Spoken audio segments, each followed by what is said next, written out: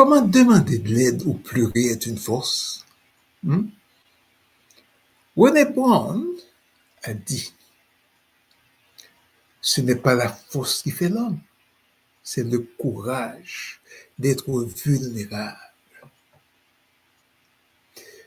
Mes amis, je suis juste de passage ici pour te confirmer, par exemple, par expérience vécue, une vérité simple, mais souvent oubliée. Pleurer n'est pas une faiblesse, c'est un acte de puissance intérieure.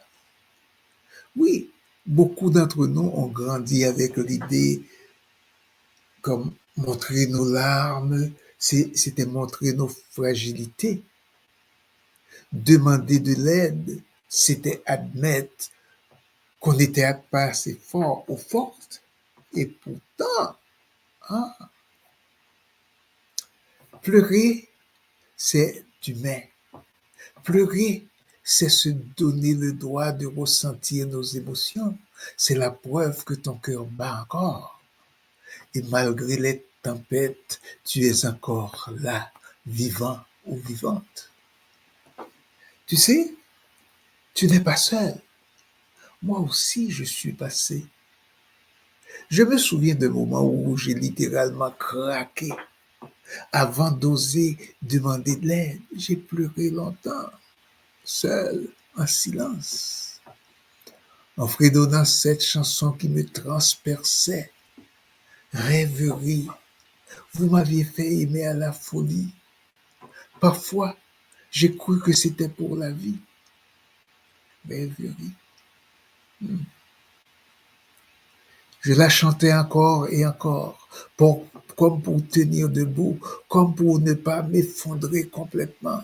Mais un jour, quelque chose a changé. J'ai osé de demander de l'aide. Et à ce moment précis, j'ai compris que je n'étais pas seul.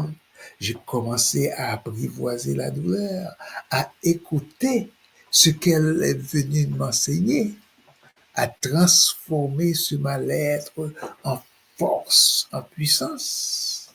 Oui, c'est possible. Pas en jouant le rôle du fort, pas en faisant semblant que tout va bien, pas en portant un masque pour avoir l'air solide, mais en accueillant tout ce qui monte, les larmes, la colère, la peine, la peur, et en osant dire avec vérité, j'ai besoin d'aide.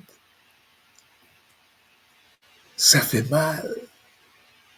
Demander de l'aide, ce n'est pas renoncer, c'est ouvrir une porte, une immense acte de courage.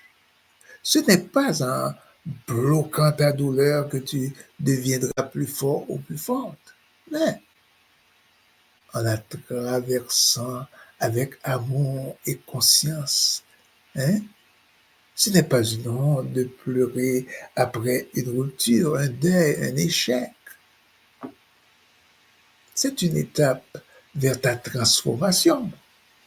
Ce n'est pas une faiblesse de dire je ne vais pas bien. C'est une preuve de lucidité, de maturité, de grandeur. Et crois-moi, les personnes qui s'autorisent à pleurer, à enlever le masque, le déposent derrière eux, à se montrer vraies, authentiques. Ce sont celles qui reconstruisent leur vie avec plus de profondeur. Aujourd'hui, tout d'abord, je t'encourage à demander de l'aide et je veux t'offrir un espace pour être vraiment toi, sans te cacher, sans faire semblant, sans faire semblant d'avoir l'air fort.